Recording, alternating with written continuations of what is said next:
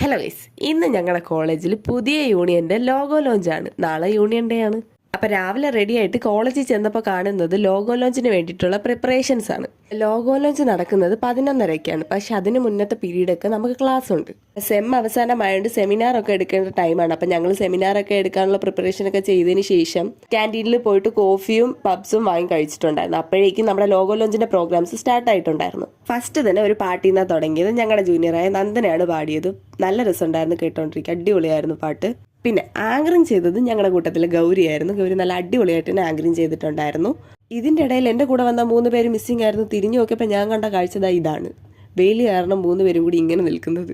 പിന്നെ 3 ഇയറിലെ ബാസിത്തേട്ടൻ്റെ പാട്ടായിരുന്നു. പാട്ട് പാടിക്കൊണ്ടിരിക്കുക ചേട്ടൻ്റെ ഫോൺ സ്വിച്ച് ഓഫ് ആവുകയും ചേട്ടൻ്റെ പാട്ട് പകുതിക്ക് വെച്ച് സ്തംഭിച്ച് പോവുകയും ചെയ്തായിരുന്നു. വലിയ ബിൽഡപ്പൊക്കെ കൊടുത്താണ് ഗൗരി വെൽക്കം ചെയ്തത്. പിന്നെ UP-കാരിയായ താനിയുടെ വകയൊരു ഡാൻസ് ഉണ്ടായിരുന്നു.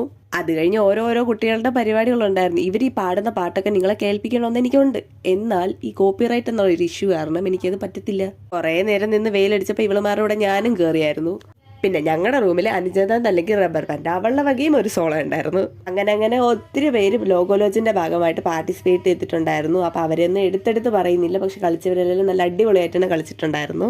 അങ്ങനെ ഫൈനലി യൂണിയന്റെ ലോഗോ ലോഞ്ച് നടന്നിട്ടുണ്ടായിരുന്നു. അപ്പോൾ 2025-26 യൂണിയന്റെ ലോഗോ എന്ന് പറയുന്നത് മിഫ്ത എന്നാണ്.